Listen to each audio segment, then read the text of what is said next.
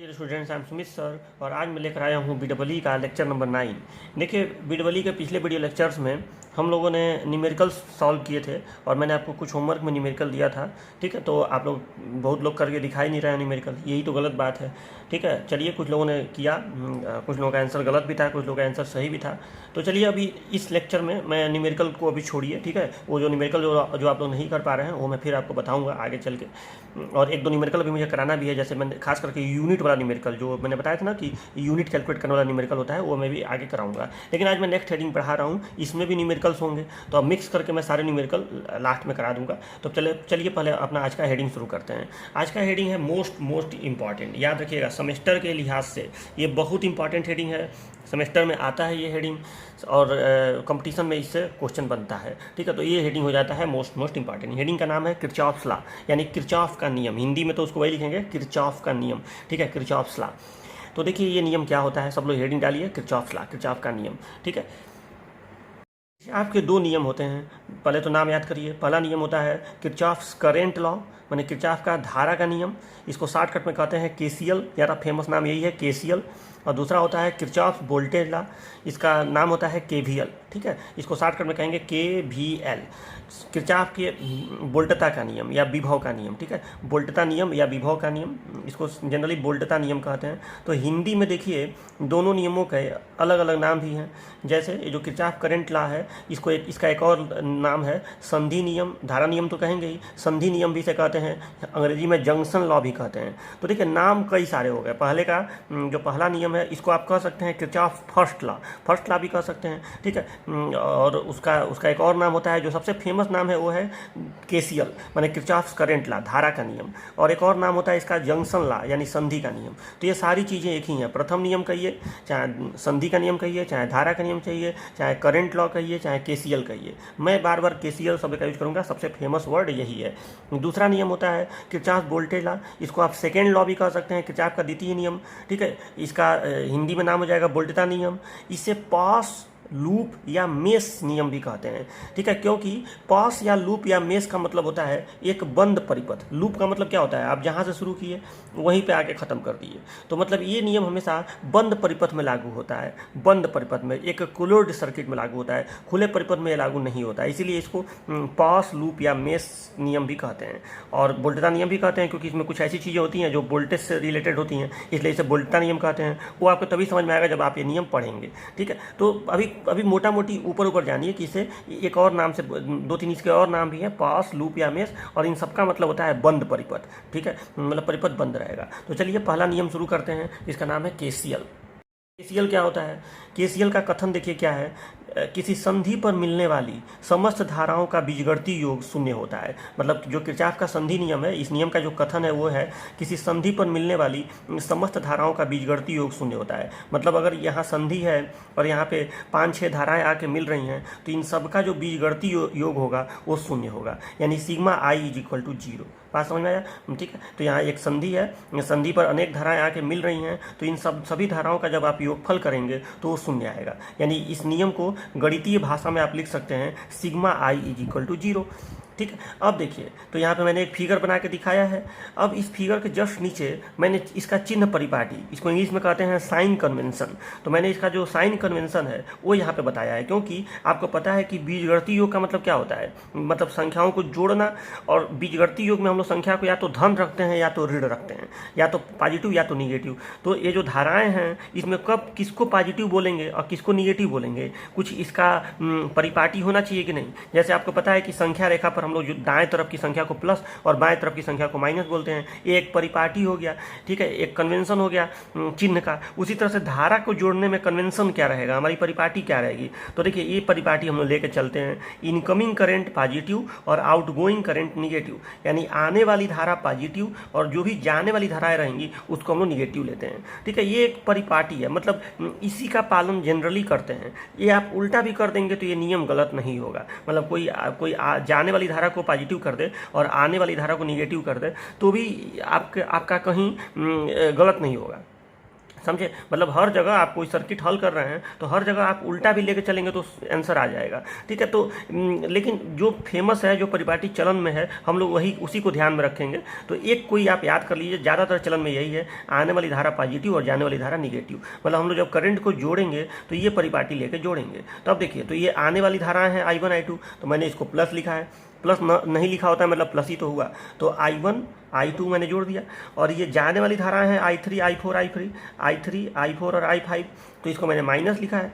सबको यहाँ पे जोड़ दिया, ये भी जोड़ना ही कहलाएगा, घटाना नहीं कहलाएगा, चिन्ह लगा के ये जोड़ना ही कहलाएगा। तो मैंने सबको जोड़ा, बराबर लिख दिया 0, क्योंकि ये नियम ये कहता है KCL कि अगर संधि पे धाराएं आके मिलेंगी तो सभी धाराओं का बीजगणितीय योग शून्य होगा, ठीक है। मतलब ये कहने का मतलब ये है कि मान लो कोई सर्किट है, मान लो ऐसे एक सर्किट है, ठीक, और यहाँ पे इस तरह से एक सर्किट है, मान लो इसमें सपोर्टेड सेल वगैरह लगाया गया, मान लो यहाँ इधर सेल लगाया गया है, बैटरी लगाया गया है, यहाँ पे प्रतिरोध है, इधर बैटरी लगाया गया है, यहाँ पे प्रतिरोध है। तो यहाँ पे एक संधि बना के नहीं बताओ बनाना, तो यहाँ से धारा ऐसे आएगा, यहाँ से धारा ऐसे आएगा, तो इधर से दो धाराएं आएंगी तो ये दोनों जुड़ के इधर चली जाएंगी। समझ रहे हैं बात को। यानी संधि पर आने वाली सभी धाराओं का आप योगफल करेंगे तो शून्य आएगा। मान लो कि 5 एम्पियर धारा इधर से आया, 2 एम्पियर धारा इधर से आया और 7 एम्पियर धारा इधर जा रहा है, तो आप जोड़ेंगे तो आने वाली धारा को प्लस लिखेंगे तो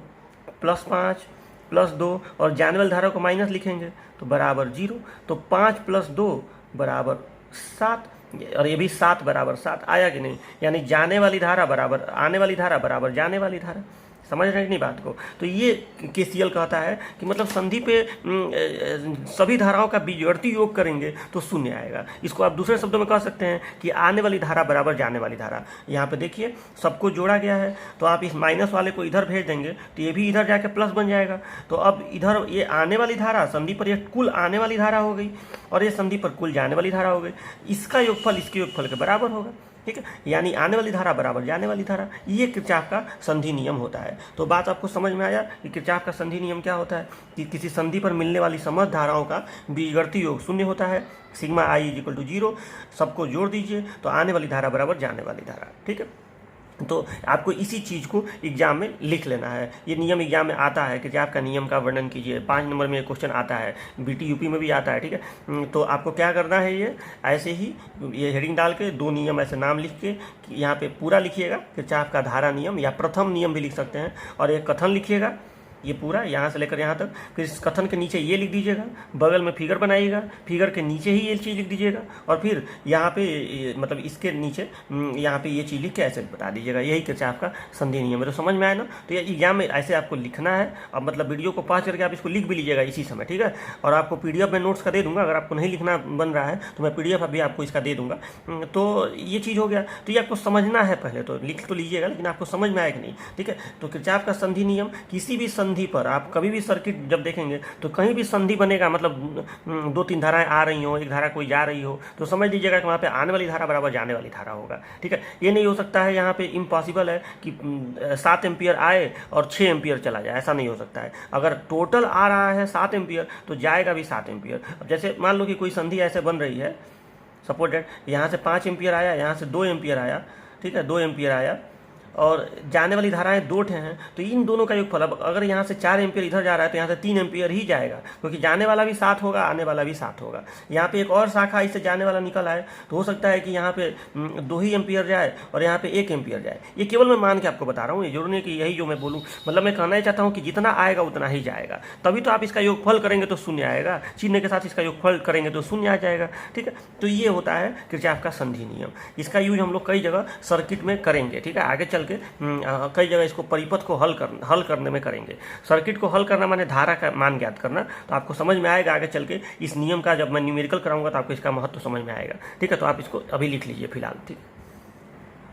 पहला नियम था KCL, वो बच्चों को लगता है बहुत आसान, ठीक है, और सभी बच्चों को समझ में आ जाता है। लेकिन ये जो दूसरा नियम है KVL, ये बच्चों को टफ लगता है और बहुत बच्चे इसको समझ नहीं पाते हैं अच्छे से कि KVL किरचॉफ का वोल्टता का नियम क्या होता है। इसमें बच्चे कंफ्यूज हो जाते हैं। तो मैं इसको आपको आज एकदम अच्छे से एक्सप्लेन करूँगा। थोड़ा देर 5-10 मिनट मेरी बातों को सुन लेंगे तो आप इस नियम के विद्वान बन जाएंगे। ये नियम थोड़ा सा भारी होता है, तो ध्यान से सुनिए, और इंपॉर्टेंट बहुत ज़्यादा होता है। ज़्यादातर सर्किट में इसी नियम का हम लोग प्रयोग करते भी हैं सर्किट को हल करने के लिए। न्यूमेरिकल भी इस पर बहुत अच्छा खासा आता है। है। मतलब ये नियम लिखने को भी आता है क्योंकि आपका नियम बताइए, और इस नियम पे जो सेकंड वाला नियम है इसमें न्यूमेरिकल भी आ जाता है। तो देखिए पहले नियम का कथन पढ़िए। किसी बंद विद्युत परिपथ में समस्त विद्युत वाहक बलों व समस्त प्रतिरोधों में वोल्टेज ड्रॉप्स आपस में जोड़े जाने पर शून्य होता है। ठीक है, यही थोड़ा सा ना ये हल्का सा इसका लैंग्वेज जो है थोड़ा सा इसको मैं सही कर दे रहा हूँ। ये इस नियम का कथन है, किसी बंद विद्युत परिपथ में समस्त विद्युत वाहक बलों, ब्रैकेट में ईएमएफ लिखा गया है, का योग, समस्त विद्युत वाहक बलों का योग तथा समस्त प्रतिरोधों में वोल्टेज ड्रॉप्स। ठीक है, समस्त प्रतिरोधों में वोल्टेज ड्रॉप्स यानी विभवपात इसको हिंदी में बोलते हैं इसको। समस्त प्रतिरोधों में वोल्टेज ड्रॉप्स यानी आई इंटू आर। आपको पता ही ना कि वोल्टेज ड्रॉप क्या होता है, कोई रेजिस्टेंस हो आर और उसमें वोल्टेज ड्रॉप कितना होता है, अगर उसमें धारा आई जा रही हो तो आई आर उसका वोल्टेज ड्रॉप होता है। तो किसी बंद विद्युत परिपथ में समस्त विद्युत वाहक बलों का योग तथा समस्त प्रतिरोधों में वोल्टेज ड्रॉप्स का योग आपस में जोड़े जाने पर शून्य होता है। वोल्टेज ड्रॉप्स का बीजगणितीय योग यहाँ पे लिख देंगे तो ज़्यादा अच्छा रहेगा। बीजगणितीय मतलब चिन्ह के साथ वाला योगफल से यहाँ मतलब है। ठीक है, का बीजगणितीय योग आपस में जोड़े जाने पर शून्य होता है। बात समझ में आया? मतलब अब इसको समझिए। मतलब कोई सर्किट है, सर्किट में दो चीज़ें लगी रहती हैं जनरली, मतलब डीसी सर्किट की हम अभी बात कर रहे हैं। तो डीसी सर्किट में एक लगा होता है बैटरी, और जरूरी नहीं है कि एक ही बैटरी लगा हो। अभी देखो, अभी आप जो इसके पहले के लेक्चर्स में पढ़े थे वहाँ मैंने हर लेक्चर में या कहीं भी मैंने आपको न्यूमेरिकल वगैरह दिया था तो ये मैं ध्यान दे रहा था कि पूरे परिपथ में प्रतिरोध भले ढेर सारे हों, बैटरी एक ही हो। तो जब एक बैटरी होती है किसी सर्किट में तो धारा का दिशा पता करना बड़ा आसान होता है। आप ये बड़े आसानी से पता कर सकते हैं कि क्योंकि करंट हमेशा बैटरी के प्लस से निकलता है और माइनस पे वापस आता है। लेकिन ये तब आसानी से पता चल जाता है जब बैटरी एक ही हो, पूरे सर्किट में बैटरी एक ही हो। तो आप पूरा आराम से पता कर लेंगे कि हाँ प्लस से ही धारा निकलेगा और माइनस पे वापस आएगा। लेकिन जब परिपथ में बैटरियाँ एक से ज़्यादा हों तब ये लफड़ा हो जाता है। हो सकता है किसी बैटरी में धारा पॉजिटिव पे वापस आए और निगेटिव से बाहर निकले, हो सकता है। मतलब हो सकता है कि ये बैटरी छोटी हो, ये बैटरी बड़ी हो, तो यहाँ प्लस से निकले ऐसे और यहाँ प्लस पे वापस आए और माइनस से ऐसे बाहर निकले, हो सकता है ऐसा। समझे बात को? तो जब बैटरियाँ एक से ज़्यादा हो जाती हैं तो उसमें धारा की दिशा वगैरह मालूम करना भारी हो जाता है। तो ये काम हम लोग ओम के नियम से, यानी केवल जो हम लोग वो नियम लगाते थे, तुल्य प्रतिरोध निकाल के और धारा निकाल लेते थे, मान और दिशा सब निकाल लेते थे। इसके पहले के जो आप न्यूमेरिकल्स में सॉल्व किए हैं पहले के वीडियो लेक्चर्स में, तो वो नियम यहाँ पे अप्लाई नहीं हो पाएगा। यहाँ पे सर्किट को हल करने के लिए, सर्किट को हल करना माने धारा का मान निकालना और उसका दिशा निकालना। तो यहाँ पे सर्किट को हल करने के लिए आपको केवल जो पुराना तरीका आप समझे हैं ओम्स लॉ वाला, यानी तुल्य प्रतिरोध वाला और I=V/R वाला, वो नियम अप्लाई करके आप नहीं सॉल्व कर पाएंगे जब बैटरियाँ एक से ज़्यादा हो। तो अब आपको सर्किट को सॉल्व करने के लिए इसकी ज़रूरत पड़ेगी, KVL की। तो पहले समझिए कि KVL क्या कहता है। तो देखो KVL ये कहता है कि आपको एक तो बात पता है कि सर्किट में प्रतिरोध लगे रहेंगे और बैटरी लगी रहेगी। बैटरी के वोल्टेज को हम लोग ईएमएफ से दिखाते हैं। आपको इतना पता है कि बैटरी को हम लोग ईएमएफ से रिप्रेजेंट करते हैं। मतलब उस बैटरी की के जो उसका एनर्जी होता है बैटरी की, उसको ईएमएफ से दिखाया जाता है। ठीक, तो और दूसरी चीज़ होती है प्रतिरोध को ओम में दिखाया जाता है। यही दो चीज़ें सर्किट में लगी होती हैं। और एक तीसरी चीज़ होती है धारा। तो आपसे ये नियम क्या कह रहा है कि किसी बंद विद्युत परिपथ में, देखो ये लाइन बहुत जरूरी है, ये शब्द बहुत जरूरी है कि ये नियम तभी लागू होगा जब परिपथ बंद होगा, क्योंकि बंद ही परिपथ में धारा बहती है, खुले परिपथ में धारा नहीं बहती है। ये नियम क्या कहता है कि अगर परिपथ बंद हो, यानी किसी बंद विद्युत परिपथ में जितने विद्युत वाहक बल, बैटरी के एनर्जी को हम लोग विद्युत वाहक बल से दिखाते हैं, तो किसी बंद विद्युत परिपथ में जितने विद्युत वाहक बल यानी ईएमएफ लगे हुए हैं, उन सभी ईएमएफओ का आप बीजगणितीय योग करिए। यहाँ भी बीजगणितीय शब्द थोड़ा सा लगा लीजिएगा, मुझे छूट गया, मतलब चिन्ह के साथ जोड़िए। समस्त विद्युत वाहक बलों का बीजगणितीय योग। ठीक, और दूसरा चीज तथा, मतलब इसका आप बीजगणितीय योग करिए। दो बैटरियां हैं तो दोनों का बीजगणितीय योग करिए। अभी मैं बताऊंगा इसका चिन्ह आप क्या लेंगे, बीजगणितीय योग करिए। उसके बाद जितने प्रतिरोध लगे हुए हैं सर्किट में, सभी प्रतिरोधों में वोल्टेज ड्रॉप्स का बीजगणितीय योग करिए। मतलब यहाँ वोल्टेज ड्रॉप होगा IR1, यहाँ वोल्टेज ड्रॉप होगा IR2, क्योंकि इसमें भी धारा I है, प्रतिरोध R1 है तो IR1, यहाँ धारा I है, प्रतिरोध R2 है तो IR2। ठीक है, तो इस बंद विद्युत परिपथ में आप सभी विद्युत वाहक बलों को जोड़िए बीजगणितीय योग, सभी वोल्टेज ड्रॉप्स को जोड़िए, सभी विभवपात, इसको विभवपात बोलते हैं IR को।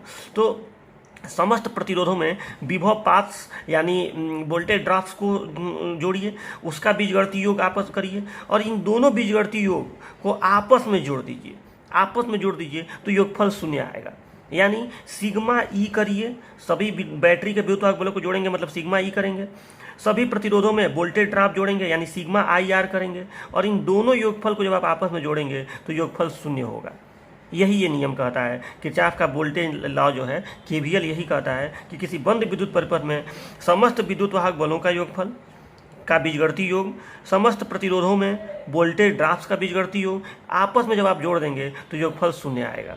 समझ रहे हैं? तो ये नियम कहता है। ठीक, अब इसका आपको थोड़ा सा कम समझ में आ रहा होगा, लग रहा होगा कि सर ये नियम नहीं समझ में आ रहा है, क्या है, अभी धीरे धीरे समझ में आ जाएगा। ठीक, तो आपको मतलब इस बैटरी को इस बैटरी में जोड़ देना है विद्युत वाहक बल को। यहाँ वोल्टेज यहाँ लिखा होगा ना, मान लो 10 वोल्ट का ईएमएफ है, यहाँ 20 वोल्ट का ईएमएफ है, तो 10 और 20 को जोड़ देना है, लेकिन जरूर नहीं है कि वो जोड़ 30 हो, क्योंकि चिन्ह के साथ जोड़ेंगे, हो सकता है एक प्लस हो एक माइनस हो। हाँ, अगर दोनों प्लस होगा तो 30 होगा ही, लेकिन हो सकता है कि एक माइनस हो एक प्लस हो, तो वो तो चिन्ह के साथ आपको जोड़ना पड़ेगा। चिन्ह कैसे पता करेंगे वो मैं अभी बता रहा हूँ। दूसरा चीज़, आप यहाँ पे आई R1 को और आई R2 को जोड़ेंगे, लेकिन चिन्ह के साथ जोड़ेंगे, और जो दोनों का जोड़ आएगा उन दोनों जोड़ों को आपस में जोड़ेंगे तो योगफल शून्य आएगा। यही ये नियम कहता है, और इसी नियम का यूज करके हम लोग बहुत सारा काम कर लेते हैं, सर्किट को हल कर लेते हैं, यानी धारा का मान निकाल लेते हैं। तो अभी मैं आपको इसका फीलिंग दूंगा, एग्जैक्ट न्यूमेरिकल करा के आपको बताऊंगा।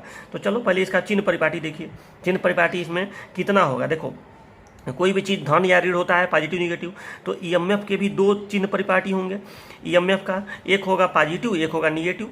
आई आर का भी 2 होगा, एक होगा पॉजिटिव एक होगा निगेटिव। तो टोटल चार चिन्ह परिपाटियाँ होंगी कि नहीं। तो देखो मैंने यहाँ पे आई आर का बताया है और मैंने ईएमएफ का बताया है। तो देखो क्या चिन्ह परिपाटी होता है। तो पहला चिन्ह परिपाटी देखिए, अगर आप धारा की दिशा में चलेंगे तो आई आर जो है वो निगेटिव होगा, यानी वोल्टेज ड्रॉप निगेटिव होगा। अगर आप धारा की विपरीत दिशा में चलेंगे तो आई आर पॉजिटिव होगा। बैटरी के धन से, अगर आप बैटरी के धन से ऋण टर्मिनल पर चलेंगे तो ईएमएफ यानी जो ई है, अगर आप धन से ऋण पर चलेंगे तो ईएमएफ निगेटिव होगा, और अगर आप ऋण से धन टर्मिनल पर चलेंगे बैटरी के तो ईएमएफ पॉजिटिव होगा। अब सुनो, अब ये चलेंगे का क्या मतलब है, इसका जो था थोड़ा सा इसका मतलब आप समझिए। देखो बात ये है, यहाँ ध्यान से सुनिए। देखिए ये एक सर्किट मैं बनाया हूँ समझाने के लिए, एक सर्किट बनाया हूँ। इस सर्किट में 2 बैटरियाँ हैं, यहाँ पे 2 प्रतिरोध भी हैं।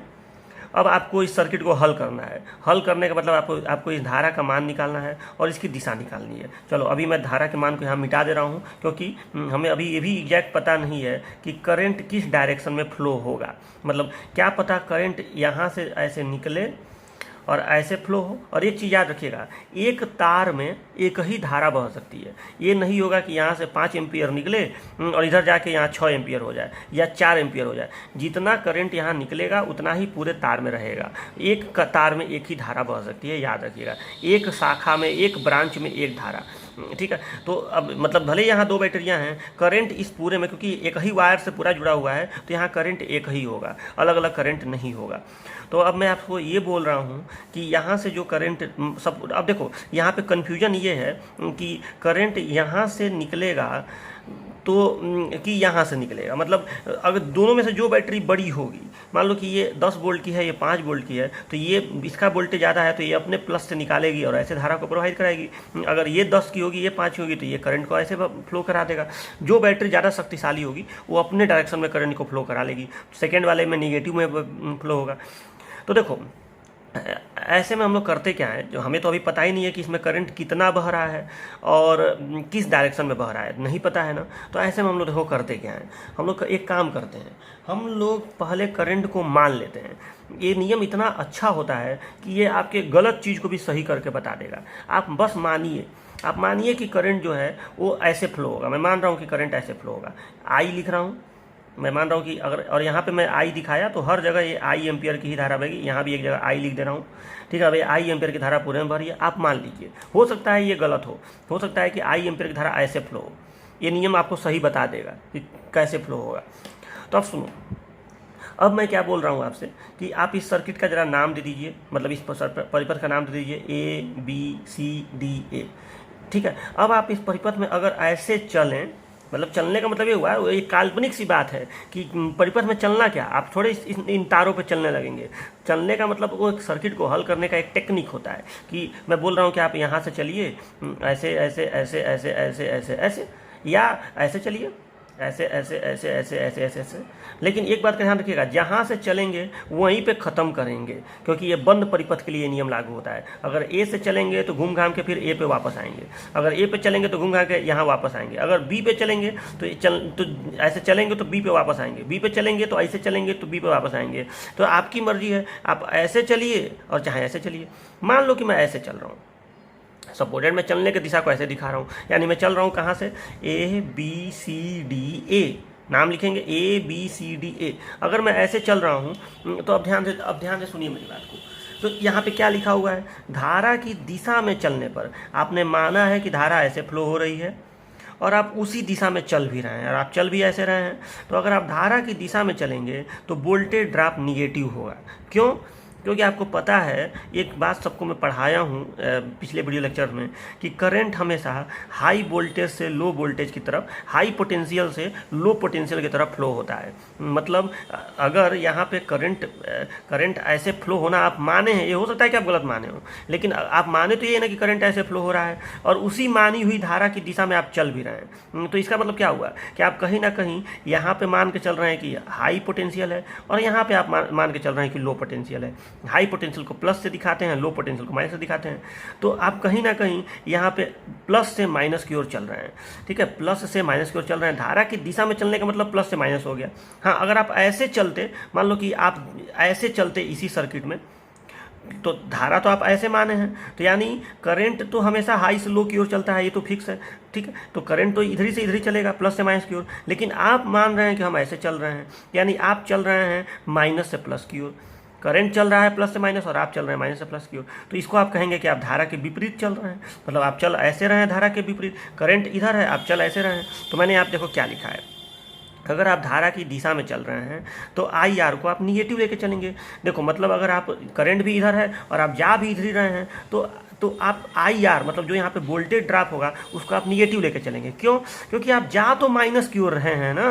धारा की दिशा की ओर चलने का मतलब कि आप माइनस की तरफ गए, तो कभी भी आप माइनस की तरफ जाएंगे तो निगेटिव होगा आई आर। समझे बात को? तो ये चीज़ का ध्यान रखिएगा। तो अगर आप धारा की दिशा में चलेंगे तो आई आर का जो चिन्ह होगा वो निगेटिव होगा, लेकिन अगर आप धारा के विपरीत चलेंगे तो आई आर पॉजिटिव होगा। मतलब धारा की विपरीत चलने का मतलब कि करंट ऐसे फ्लो हुआ और आप चले ऐसे, यानी आप कहीं ना कहीं प्लस की ओर चले, क्योंकि करंट तो हमेशा प्लस से माइनस की ओर चलेगा। तो करंट तो इधर से इधर जाएगा, मतलब प्लस से माइनस की ओर जाएगा, और आप चल इधर रहे हैं, तो इसका मतलब हो गया कि आप प्लस की, मैंने जो वोल्टेज ड्रॉप आएगा वो आई आर आएगा, तो वो आपने माइनस से प्लस की ओर आया, मतलब आप प्लस की ओर जा रहे हैं, तो वोल्टेज ड्रॉप पॉजिटिव होगा। समझे? हाँ, अब इसी में अगर आप ये मानी हुई धारा ही उल्टा ले लेते हो, देखो कंफ्यूज नहीं हो जाना, तुम लोग कंफ्यूज भी बड़ा जल्दी होते हो, तो कंफ्यूज नहीं होना है। देखो, मान लो कि आप धारा को ऐसे मान लेते, सपोज आप करंट को ऐसे मान लेते आई। अब देखो, अब अगर आप यहाँ पे ऐसे चलते, ठीक है, तो अब आप धारा की दिशा में चल रहे हैं कि विपरीत दिशा में, बताइए। तो अगर करंट को आप मान ही लिए हैं इस तरह से और आप चल ऐसे रहे हैं, ऐसे मतलब ऐसे चल रहे हैं, तो धारा की दिशा में चल रहे हैं कि विपरीत दिशा में चल रहे हैं। तो दिशा में चल रहे हैं तो voltage drop I R one यहाँ पे क्या लेंगे, प्लस लेंगे कि माइनस लेंगे? तो अगर दिशा में चल रहे हैं मतलब आप यहाँ पे प्लस मान रहे हैं, यहाँ पे माइनस मान रहे हैं, तो आप प्लस से माइनस की ओर चल रहे हैं, यानी वोल्टेज ड्रॉप यहाँ पे माइनस होगा। तो यहाँ मतलब बस आप रट लीजिए कि हम धारा की दिशा में चलेंगे। ठीक है, इतना ये प्लस माइनस दिखाने की जरूरत नहीं है, बस आप याद करिए कि अगर हम धारा की दिशा में चलेंगे तो वोल्टेज ड्रॉप जो होगा आई आर वो निगेटिव होगा, और अगर हम विपरीत दिशा में चलेंगे, यहीं हम ऐसे चलते तो हम ऐसे चलते ना, धारा के विपरीत चलते, यानी यहाँ तो प्लस होता है क्योंकि धारा को आपने इधर दिखाया है, तो यहाँ प्लस से माइनस चलता, और आप ऐसे चलेंगे मतलब माइनस से प्लस, यानी वोल्टेज ड्रॉप पॉजिटिव होगा। ठीक है, तो मैं हालांकि एक ही कोई कंडीशन यहाँ पे आपको समझाने के लिए यही वाला कंडीशन मान के चल रहा हूँ जो मैं पहले बनाया था, कि ऐसे धारा की दिशा आई, यहाँ एक जगह और आई, और ये चलने की दिशा, ये मैं मान के चल रहा हूँ। ठीक है, लेकिन चिन्ह परिपाटी में तो उसकी चर्चा करनी पड़ेगी, दोनों बातों की। तो देखो, इतना ज़्यादा इसमें आप दिमाग मत चलाइए, बस इस नियम को रटिए। देखो, कुछ चीज़ें ऐसी होती हैं इंजीनियरिंग में, पहले समझा जाता है, बाद में उसको रट लिया जाता है। ठीक है, क्योंकि एग्जाम में आप क्वेश्चन आएगा तो इतना ज़्यादा व्याख्या करके नहीं समझेंगे ना वहाँ पे, तो वहाँ पे तो खटाक से आपको याद रहेगा, फट से आप सॉल्व कर लेंगे। तो अब जितना समझना है समझा दिया, अब आप इसको रटिए कि धारा की दिशा में चलने पर आई आर निगेटिव होगा, धारा के विपरीत दिशा में चलने पर आई आर पॉजिटिव होगा। क्लियर? अब जरा सा ईएमएफ का देखो, क्योंकि इसका चिन्ह परिपाटी क्या होगा। तो देखो, अब इसमें यह है कि आप जब ऐसे चल रहे हैं तो जब आप चलेंगे इस परिपथ में, यहाँ से यहाँ जाएंगे, यहाँ से यहाँ जाएंगे, तो यहाँ पे आप बैटरी के प्लस से माइनस पे चलेंगे कि नहीं। तो अगर आप बैटरी के प्लस से माइनस की ओर जाएंगे, फिर माइनस की ओर जाएंगे, तो देखो बैटरी के प्लस से माइनस की ओर जाने पर ईएमएफ जो होगा निगेटिव होगा। ठीक, मतलब आप इस ईएमएफ को जब लिखेंगे, मान लो यहाँ पे लिखा है 10 वोल्ट, तो आप वो 10 को -10 लिखेंगे। हाँ, यहाँ धारा से गुणा वगैरह नहीं करेंगे। बहुत बच्चों को मैं ये समझाता हूँ, और बहुत बच्चे गलती क्या कर देते हैं कि यहाँ IR1 कर देंगे और यहाँ I × E2 कर देंगे। अरे भाई, ये सीधे वोल्टेज, ये सीधे इसका मान लिख देंगे। IR किए मतलब वो वोल्ट में आ गया, वोल्टेज ड्रॉप, और ये तो सीधे वोल्ट में होता है, तो इसमें गुणा वड़ा नहीं करेंगे धारा का। जो मान यहाँ पे दिया होगा बस उस मान को उतार देंगे। ठीक है, तो यहाँ पे आप चूंकि बैटरी के प्लस माइनस की ओर जा रहे हैं तो यहाँ पे निगेटिव लिखेंगे। ठीक, तो बैटरी के मतलब जिस तरफ जाएंगे, अगर आप माइनस की तरफ जा रहे हैं प्लस से, चलने की दिशा आपकी ऐसी है, मतलब धारा की दिशा नहीं, आपके चलने की दिशा की बात कर रहा हूँ। तो अगर आप बैटरी के धन से ऋण टर्मिनल पर चलेंगे तो ईएमएफ जो होगा निगेटिव होगा। ईएमएफ में धारा की दिशा से कोई मतलब नहीं होता है, आपके चलने से मतलब। अगर आप इसी को ऐसे चलते तो इसी ईएमएफ को आप यहाँ पे माइनस से प्लस की ओर चलते तो प्लस में लिखते। अच्छा, और बैटरी के ऋण से धन टर्मिनल पर चलेंगे। ठीक है, मतलब अगर आप ऋण से धन टर्मिनल पर चलेंगे, ऋण से धन पर चलेंगे तो वोल्टेज ड्रॉप क्या होगा, पॉजिटिव होगा। अब आप ध्यान से देखिए, अगर आप इस सर्किट में ऐसे चलें, ऐसे, तो देखो यहाँ पे, मतलब यहाँ से मैं शुरू कर रहा हूँ, तो यहाँ से ऐसे गए, अब यहाँ से ऐसे गए तो ये माइनस होगा, लेकिन यहाँ से यहाँ आए और यहाँ से यहाँ गए तो ये प्लस होगा। ठीक है, तो इस तरह से हम लोग इसका ईएमएफ का दिशा ज्ञात करेंगे। तो अब देखिए, तो मैं अब आपको किरचॉफ का नियम, जैसे मतलब इस सर्किट में लगा के आपको दिखा रहा हूँ। ठीक है, चिन्ह परिपाटी तो आप समझ गए, अब इसी सर्किट में आपको लगा के दिखा रहा हूँ। तो मैं इस सर्किट में धारा की दिशा को माना हूँ इस तरफ से, मतलब I को मैं दिखा दिया हूँ कैसे माना हूँ, और मेरे चलने का डायरेक्शन ये है, यानी मैं चल रहा हूँ ABCDA। इसको आप क्या कहेंगे, इसको आप कहेंगे मेश या लूप। ठीक है, मैं चल रहा हूँ, मैं लिखा हूँ यहाँ पे applying KVL in the mesh ABCDA, मतलब ABCDA मेश में KVL लगाने पर। तो जब आप इस मेश में KVL लगाएंगे तो देखो कैसे लगेगा। सबसे पहले आप A से B पे चल रहे हैं, B से C पे, C से D पे, D से A से A पर, जहाँ से शुरू वहीं पे ख़त्म, यानी ये बंद परिपथ हो गया, यानी मेश हो गया या लूप हो गया। तो A से B पे चलेंगे तो यहाँ धारा की दिशा में चल रहे हैं, धारा की दिशा में, तो वोल्टेज ड्रॉप, भाई यहाँ पे रेजिस्टेंस मिला और उसमें करंट है, तो वोल्टेज ड्रॉप क्या होगा, निगेटिव। तो आप लिखेंगे -IR1। ठीक, अब चलो, अब B से C पे चले, रास्ते में बैटरी मिली, तो बैटरी के प्लस से माइनस पे चले तो लिखेंगे -E2। ठीक, अच्छा, उसके बाद आप यहाँ पे धारा की दिशा में चले तो -IR2, सबको चिन्ह के साथ देखो जोड़ रहा हूँ। ठीक, और फिर आप यहाँ पे बैटरी के माइनस से प्लस पे चले तो +E1 बराबर 0। यही ये नियम कहता है, मतलब ये जो बराबर 0 लगा है, यही ये नियम कहता है किरचॉफ का दूसरा नियम, कि किसी बंद विद्युत परिपथ में आप सभी वोल्टेज ड्रॉप और सभी ईएमएफ को जोड़ेंगे तो जोड़ 0 आएगा। ठीक है, इन सबको जोड़ देंगे तो जोड़ 0 होगा।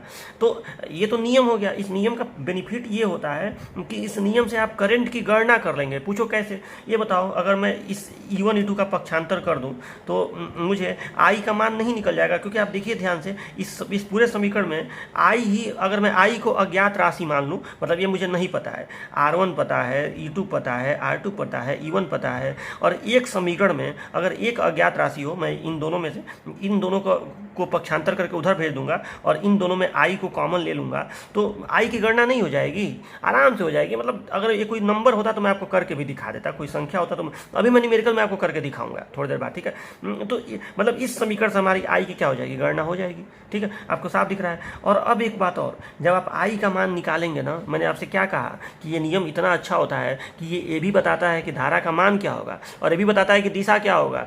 कैसे बता देगा, दिशा बता रहा हूँ। देखो, अगर मान लो कि आप I का मान निकालें और उस I का मान प्लस में आया, मान लो आया +2 एम्पियर, +3 एम्पियर, अगर प्लस में आया मतलब जो दिशा आप माने थे वो सही माने थे, समझे। और अगर ये I का मान मान लो हल किया और ये निगेटिव में आ गया तो मतलब जो दिशा आप माने हैं वो गलत माने हैं, उसको उल्टा कर दीजिए। यानी अगर आप करंट को सोच रहे हैं कि करंट ऐसे बहेगा तो रियलिटी में करंट ऐसे बहेगा, अगर ये माइनस में आया तो। मतलब ये नियम कितना अच्छा है कि ये नियम है और इसमें खाली आप I का मान निकालिए, आंसर या तो प्लस में आएगा या तो माइनस में आएगा। प्लस आएगा मतलब जो आपने धारा का दिशा माना है वो सही माना है। ठीक है, लेकिन अगर मतलब आपने धारा को I से माना है कि धारा इस तरह से चल रही है, इस तरह से, तो ये सही माना है। लेकिन अगर आंसर निगेटिव में आएगा मतलब धारा I से फ्लो होगी। समझे बात को। और ये नियम इतना अच्छा होता है कि आपका ये जो चलने का दिशा है, चाहे आप ऐसे चलिए चाहे आप ऐसे चलिए, बस धारा को किसी एक दिशा में मानिए और या तो धारा की दिशा में चल लीजिए, नहीं तो विपरीत दिशा में चल लीजिए और केवीएल लगा दीजिए। जैसे ही केवीएल लगाएंगे एक समीकरण बनेगा, समीकरण को हल कीजिए, धारा का मान भी आ जाएगा और दिशा भी आपको पता चल जाएगा। ये किरचॉफ का वोल्टेज नियम होता है। अब सुनो, अब इस नियम के प्रकांड विद्वान आप तभी बनेंगे जब आप इस पर करेंगे न्यूमेरिकल। अभी तो फिलहाल ये उसको लिखने का तरीका है एग्जाम में, लेकिन एकदम समझदारी से समझेंगे तभी जब आप इसको न्यूमेरिकल कर लेंगे, तो आपको लगेगा कि हाँ देखो, अगर ये नियम नहीं होता तो हम इस न्यूमेरिकल को कैसे सॉल्व करते। ठीक है, तो चलिए अभी फिलहाल एग्जाम में क्योंकि ये नियम लिखने को भी तो आता है, तो कैसे लिखेंगे, तो ये हेडिंग डालेंगे किरचॉफ का वोल्टेज का नियम, पूरा डालिएगा, खाली केवीएल मत लिखिएगा। ये कथन लिखेंगे, कथन में लिखने के बाद ये दोनों का जोड़ करके यहाँ लिख देंगे, फिर एक सर्किट बनाएंगे ये समझाने के लिए, उसके बाद बगल में चिन्ह परिपाटी ये चारों लिखेंगे और इस मेष में, इस सर्किट में धारा को ऐसे ही दिखा दीजिएगा, ये आपके चलने की दिशा हो गई, और ऐसे इस मेष को लिख के केवीएल लगा के एक समीकरण बना के बस दिखा दीजिएगा। समझे बात को। तो केवीएल क्या कहता है कि किसी भी बंद विद्युत परिपथ में समस्त विद्युत वाहक बलों को आपस में जोड़, मतलब बीजगणितीय योग कर दीजिए, समस्त वोल्टेज ड्रॉप्स को बीजगणितीय योग कर दीजिए, और इन दोनों का आपस में बीजगणितीय योग जब आप करेंगे तो ये फल शून्य आएगा। इसको चिन्ह के साथ, इसको चिन्ह के साथ जोड़ना है। सब हो गया, यही नियम है इनका। मैं आपको ना एक छोटा सा क्वेश्चन करके दिखा रहा हूँ। ये देखिए क्वेश्चन है, दर्शाए गए परिपथ को हल कीजिए। ठीक, देखिए यहाँ पे एक 10 ओम का प्रतिरोध है, 5 वोल्ट का सेल है। ठीक है, बैटरी कहिए चाहे सेल कहिए, इधर देखिए प्लस है इधर माइनस है, ये 2 वोल्ट का है, इधर प्लस है इधर माइनस है, और ये 20 ओम का प्रतिरोध है। आपसे कह रहा है दर्शाए गए परिपथ को हल कीजिए। इसमें हल करने का मतलब क्या होता है, मतलब धारा का मान निकालना है, और इसमें एक ही धारा होगी। किसी किसी सर्किट में 2-2, 3-3 धाराएं भी आंसर में निकल के आती हैं, मैं बताऊंगा। ठीक है, मान लो किसी सर्किट में इधर भी ऐसे लगा देता, इधर भी ऐसे एक बैटरी लगा के ऐसे प्रतिरोध लगा देता, तो इसी सर्किट में इधर की धारा अलग, क्योंकि देखो एक तार में एक ही धारा बहती है, तो मतलब ये पूरा एक वायर है, तो इधर तो एक धारा बहेगी, लेकिन जब आप संधि क्रॉस करेंगे तो इधर का करंट बदल जाएगा, क्योंकि यहाँ पे एक जंक्शन आ गया ना, तब इधर का करंट बदल जाएगा। तो इसमें 2-2 धाराएं भी आंसर में लिखनी पड़ेगी। हाँ, लेकिन एक बात श्योर है कि जो धारा यहाँ इंटर कर जाएगी वो इस यहाँ से लेकर यहाँ तक सेम करंट ही फ्लो होगा। एक तार में सिर्फ एक धारा बहती है, ये याद रखिएगा। अब ये नहीं होगा कि इसी तार में यहाँ से धारा इनकी कुछ और यहाँ आके कुछ और हो गई, ऐसा नहीं होगा। हाँ, संधि क्रॉस करेंगे तो धारा का मान बदलेगा ही बदलेगा, वो तो आपको पता ही है कि संधि क्रॉस करेंगे तो धारा का मान बदलेगा। तो यहाँ पे तो फिलहाल एक ही, मतलब यहाँ पे है बंद परिपथ। ठीक है, एक ऐसे लूप है या मेष है, और इसमें आपको धारा का मान बस निकाल देना है। तो एक ही धारा होगी, ये हर जगह एक तार है, एक ही धारा इसमें बहेगी। तो अब देखो, तो सबसे पहले किरचॉफ के नियम से ही हल होगा। अच्छा, कभी क्वेश्चन आएगा अचानक तो आप ये कैसे जानेंगे कि यहाँ पे किरचॉफ लॉ से हल होगा कि जो ओम्स लॉ है उससे हल होगा। तो देखो, जब भी बैटरी 1 से ज़्यादा हो, बैटरी 1 से ज़्यादा, तो आपको किरचॉफ लॉ ही लगाइएगा, क्योंकि ओम्स लॉ में कन्फ्यूज हो जाएंगे। अब बताओ ना, इसमें मैं कैसे क्या मानूँ, किधर से धारा निकलेगी, इसके प्लस से निकलेगी कि इसके प्लस से निकलेगी। हालांकि यहाँ थोड़ा सा आसान भी, आप गेस कर सकते हैं कि अरे ये 5 वोल्ट का है तो धारा इसी के प्लस से निकलेगी, थोड़ा सा गेस मार सकते हैं। लेकिन फिर भी अगर 2 बैटरी है तो अच्छा ही रहता है कि आप किरचॉफ का नियम लगाइए। अच्छा, अभी मैं यहाँ पे एक और बैटरी लगा दूँ, इसी में एक और सर्किट ऐसे जोड़ दूँ, और यहाँ पे एक और बैटरी ऐसे लगा दूँ, तब आप क्या गेस करेंगे। मान लो कि ये 10 वोल्ट की बैटरी है, अब आप कैसे गेस करेंगे कि इसमें से किधर से निकलेगा। मैंने सर्किट बहुत ज़्यादा कॉम्प्लिकेटेड कर दूँ तब नहीं गेस कर पाएंगे। तो इसीलिए कह रहा हूँ कि रूल पे रहिए, रूल आप जो है किरचॉफ के नियम का वो लगाइए। तो अब देखो कैसे ये परिपथ हल होगा। तो सबसे पहले किरचॉफ के नियम का हल करने का तरीका क्या होता है। मान लो यही क्वेश्चन एग्जाम में आ गया, तो सबसे पहला स्टेप याद रखिए, सबसे पहले धारा की दिशा को मान लीजिए। तो मानो मैं मान रहा हूँ कि धारा जो है ऐसे बहेगी, और एक ही धारा दिखाएंगे पूरे परिपथ में, तो आई और एक जगह और ऐसे आई लिख दीजिए। ठीक है, पूरे सर्किट में ऐसे आई एम्पियर की धारा प्रवाहित करा दीजिए। 1-2 जगह लिख देंगे तो हो गया। ठीक, अब इस सर्किट का जरा सा नाम भी दे दीजिए। मान लो कि ये जो मेष है इसका नाम भी दे दीजिए। तो मान लो ABCD ऐसे मैं नाम दे दिया। ठीक है, अब मुझे करंट का मान इसमें ज्ञात करना है। ठीक है, तो अब मुझे करंट का मान ज्ञात करना है। मैं ऐसे चल रहा हूँ इस तरह से, ये मेरे चलने की दिशा है। तो मैं लिख रहा हूँ इन द मेष ABCDA, इस मेष में मैं चल रहा हूँ, मतलब ये मेरे चलने की दिशा है। अब देखो, यहाँ से इधर में गया, इसमें धारा कितनी जा रही है, यही धारा जा रही है आई, तो यहाँ पे वोल्टेज ड्रॉप होगा तो कितना होगा, निगेटिव होगा कि पॉजिटिव होगा, धारा की दिशा में चल रहा है तो निगेटिव होगा, तो -10I, तो यहाँ पे वोल्टेज ड्रॉप होगा -10I। ठीक, अच्छा, उसके बाद आप बैटरी के माइनस से प्लस पे जा रहे हैं, तो यहाँ पे +5 वोल्ट लिखाएगा, +5 केवल लिखाएगा। अरे बैटरी के माइनस से प्लस पे जा रहे हैं तो +5, अच्छा, यहाँ पे आय धारा की यहाँ तो कुछ है ही नहीं, ना तो वोल्टेज ना तो बैटरी है, तो कुछ नहीं लिखाएगा। यहाँ फिर एक प्रतिरोध है।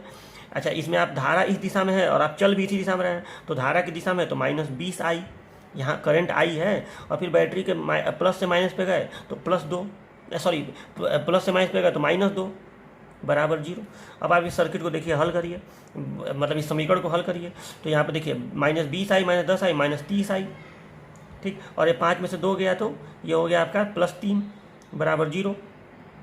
तो -30I = -3, माइनस से माइनस कट जाएगा, तो I बराबर देखिए आया आपका 3/30 यानी 1/10 यानी 0.1 एम्पियर, 0.1 एम्पियर। और ये प्लस में आया यानी जो दिशा आपने माना है वो सही माना है, यानी आपको पता चल गया कि इस परिपथ में इस तरह से 0.1 एम्पियर की धारा बहेगी। अच्छा, इसी परिपथ को जरा मैं दूसरे तरीके से आपको हल करके दिखा रहा हूँ। जितन जैसे मन करे वैसे आप इसको हल कर सकते हैं। देखो, इसी को एक सेकेंड मेथड से मैं आपको हल करके दिखा रहा हूँ। मान लो कि ये सर्किट है, यहाँ पे एक सर्किट है,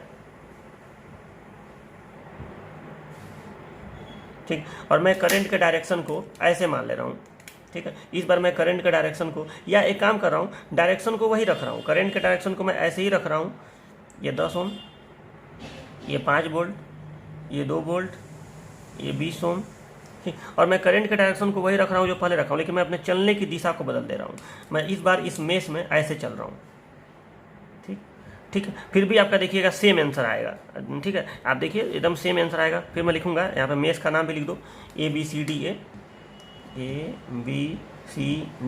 ठीक है। लेकिन अब आपको लिखना क्या पड़ेगा, आप लिखेंगे इन द मेश, क्योंकि आप चलने की दिशा को बदल दिया, आप अब ऐसे चल रहे हैं तो लिखेंगे ऐसे। मान लो कि यहाँ देखो, नाम आप कहीं लिख सकते हैं। आप मान लीजिए शुरुआत यहाँ से की है तो ऐसे लिखना पड़ेगा ADCBA।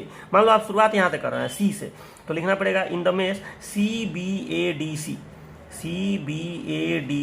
कहीं से करिए, बस वहीं पे लाके ख़त्म करिए। तो आपके चलने की दिशा अब ऐसे है, तो चलो C से शुरू कर रहा हूँ, तो मैं C से चल रहा हूँ, तो C से B पे गया, रास्ते में कुछ नहीं है। फिर B से A पे गया, तो मैं बैटरी मिली मुझे, तो बैटरी के मैं माइनस से प्लस पे जा रहा हूँ, तो +5 हो गया यहाँ पे, ठीक है। बैटरी के माइनस से प्लस पे जा रहा हूँ तो +5। फिर मैं यहाँ करंट के अपोजिट डायरेक्शन में, करंट के विपरीत दिशा में चल रहा हूँ, करंट के विपरीत। तो जब मैं करंट के विपरीत चलूंगा तो यहाँ पे वोल्टेज ड्रॉप क्या होगा, अगर मैं करंट के विपरीत चलूंगा तो वोल्टेज ड्रॉप प्लस होगा, तो यहाँ पे +10I, ठीक है। करंट के विपरीत दिशा में चल रहा हूँ तो +10I, ठीक। फिर मैं A से D पे गया, रास्ते में कुछ नहीं है। फिर D से इधर आया तो बैटरी के माइनस से प्लस पे आया, तो यहाँ पे लिखा आएगा +2, ठीक है। बैटरी के माइनस से प्लस पे आया तो +2। फिर मैं यहाँ पे करंट के अपोजिट डायरेक्शन में चल रहा हूँ, करंट तो इस डायरेक्शन में है ना, करंट इस डायरेक्शन में है, और मैं चल रहा हूँ इस डायरेक्शन में, तो करंट के अपोजिट, तो फिर यहाँ पे +20I = 0। यही तो ये नियम। अब मैं यहाँ पे आ गया, जहाँ पे शुरू किया था वहीं पे आ गया, ठीक है। फिर से देखिए, यहाँ से यहाँ कुछ नहीं, यहाँ से यहाँ आया तो बैटरी के माइनस से प्लस पे आया तो +5। फिर यहाँ से इधर आया, करंट इस डायरेक्शन में है, इस डायरेक्शन में ऐसे, मैं करंट के अपोजिट चला तो +10I। फिर यहाँ से यहाँ आया, कुछ नहीं है। फिर इधर से इधर आया तो यहाँ पे रास्ते में बैटरी है, बैटरी के माइनस से प्लस पे आया तो +2।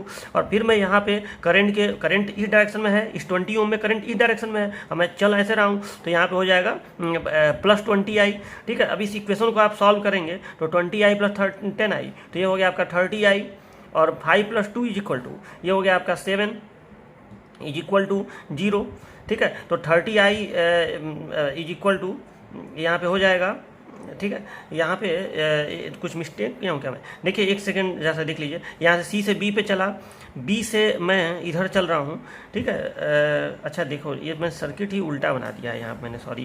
देखो यहाँ पे ऐसे लेकर चला था ना, ये थोड़ा सा बनाने में मिस्टेक कर दिया हूँ, ठीक है। अब देखिए एक बार दोबारा देख लीजिए, ठीक है।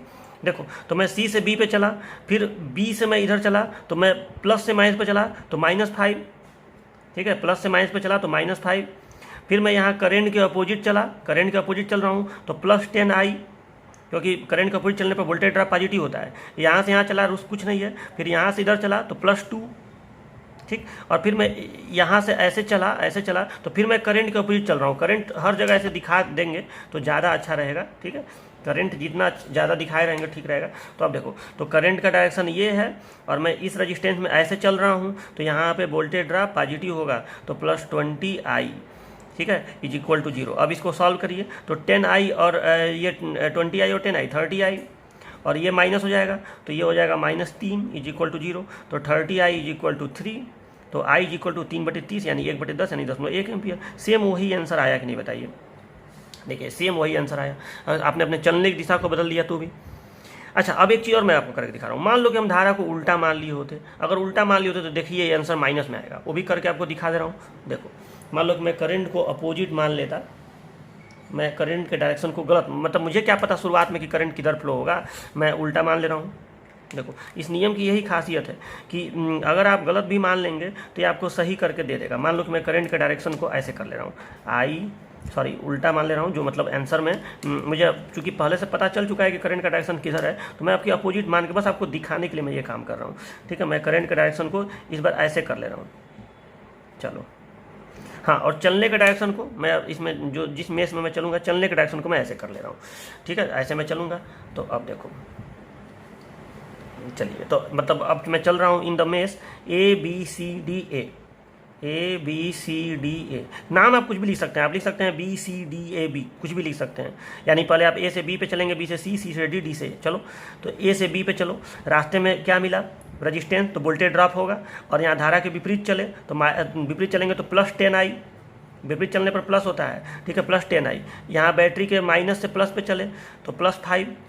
ठीक, फिर यहाँ पे चले कुछ नहीं, फिर यहाँ धारा की यहाँ ऐसे चले तो धारा की दिशा हो गई, देखो यहाँ धारा की विपरीत दिशा, लेकिन यहाँ अगर आप ऐसे, अच्छा एक मिनट, यहाँ पे करंट मैं सही डायरेक्शन दिखाया हूँ। मान लो कि अगर मैं तीर को ऐसे दिखा रहा हूँ, अरे यार तो ये तो गलत हो जाएगा ना, नीचे वाला तीर गलत हो जाएगा, सॉरी, ये मैं थोड़ा सा जल्दीबाजी में कर रहा हूँ तो इसलिए ऐसा हो जा रहा है।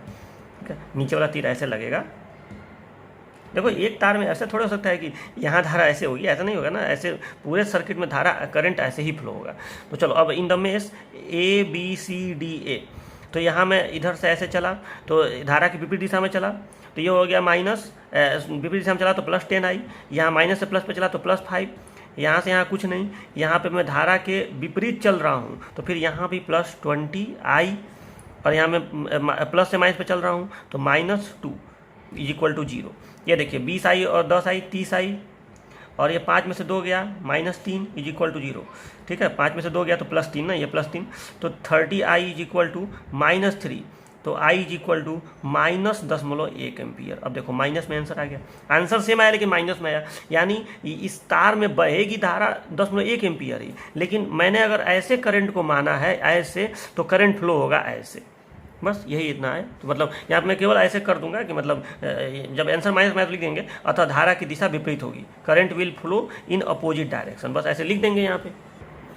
चलिए यहाँ पे मैंने लिख दिया, अतः धारा की दिशा विपरीत होगी, मतलब अगर आप गलत मान के चले हैं तो ऐसे आंसर में लिख देंगे, और जानेंगे कि हाँ हमने अगर करंट को इधर ऐसे दिखाया है, तीर को उल्टा करो, मतलब रियलिटी में करंट ऐसे फ्लो होगा। ठीक है, यहाँ ऐसे तीर है तो ऐसे फ्लो होगा। ठीक है, तो मतलब ऐसे आपका पता चल गया, परिपथ हल हो गया, धारा निकल गया मतलब परिपथ हल हो गया। ठीक है, तो ये तो एक बहुत सिंपल न्यूमेरिकल था जो मैंने आपको करके दिखाया, अलग अलग तरीके से करके दिखाया कि किरचॉफ का नियम हमारा करंट को निकालने में, उसके मान और दिशा को निकालने में कैसे से हेल्प करता है। ठीक है, अब हम थोड़ा सा कॉम्प्लिकेटेड सर्किट, जिसमें एक बंद परिपथ नहीं बल्कि 2-2 बंद परिपथ होंगे, 3-3 बंद परिपथ होंगे, और भी बैटरियाँ लगी रहेंगी। ठीक है, तब आप कैसे उसको हल करेंगे, इस तरह के न्यूमेरिकल बहुत एग्जाम में आते हैं। ठीक है, आप देखिए यहाँ पे एक परिपथ दिया हुआ है, आप ध्यान से देखिए, यहाँ पे लिखा हुआ है 100 वोल्ट 2 ओम, यहाँ लिखा हुआ है 50 वोल्ट 1 ओम, यहाँ लिखा हुआ है 5 ओम 10 ओम 20 ओम। ठीक है, और कह रहा है कि इस 20 ओम के प्रतिरोध में धारा का मान व दिशा बताइए। अब सोचो इसमें 2 बंद परिपथ हुए कि नहीं, बताओ, 2 बंद परिपथ हुए, अभी एक सर्किट था उसमें एक ही बंद परिपथ था, 2 बंद परिपथ हैं, 2 बैटरियाँ भी हैं। और सुनो, ये ऐसे लिखने का मतलब होता है, 100 वोल्ट 2 ओम लिखने का मतलब होता है कि इसका आंतरिक प्रतिरोध 2 ओम है, इस सेल का 9 लिखा रहा है मतलब 0 ओम है, और इस सेल का आंतरिक प्रतिरोध या बैटरी का आंतरिक प्रतिरोध 1 ओम है। ऐसे लिखने का मतलब ये होता है। तो इस सर्किट को आपको हल करके इसमें धारा का मान व दिशा बताना है। हालांकि अभी देखो इसमें किरचॉफ का केवीएल लगाएंगे तो इसमें हम लोग करेंगे क्या कि इस परिपथ का अलग केवीएल लगाएंगे और इस परिपथ में अलग केवीएल लगाएंगे और इसमें समीकरण बनाएंगे और तब जाके इसको हल करेंगे। ठीक है, तो एक काम करता हूँ, मैं किरचॉफ के न्यूमेरिकल के लिए मैं एक सेपरेट वीडियो आपको बनाऊंगा। ठीक है, जिसमें आपको मैं केवल न्यूमेरिकल कराऊंगा। नेक्स्ट वीडियो लेक्चर में मैं ये न्यूमेरिकल और आने वाले कई और न्यूमेरिकल्स भी आपको कराऊंगा, जिससे आपका किरचॉफ का जो नियम है उसके आप एकदम विद्वान बन जाएंगे। ठीक है, तो बहुत अच्छे अच्छे न्यूमेरिकल कराऊंगा, कुछ होमवर्क में भी दूंगा आपको। तो चलिए इस वीडियो लेक्चर को पहले कर लीजिए,